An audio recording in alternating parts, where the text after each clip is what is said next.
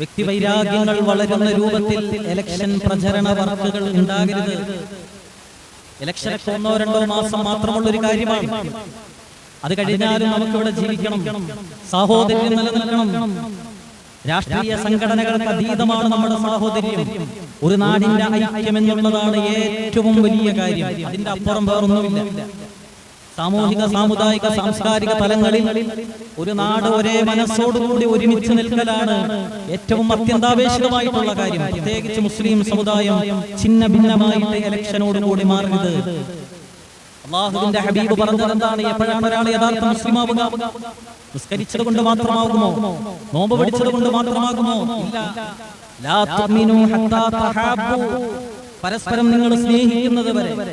വലാ തഹാസദു, നിങ്ങൾ അസൂയ വെക്കാത്ത കാലത്തോളം. വലാ തുഹഖിറു, നിങ്ങൾ പരസ്പരം നിന്ദിക്കാത്ത കാലത്തോളം. നിങ്ങൾ പരസ്പരം ചെളിവാരി തേക്കാത്ത കാലത്തോളം.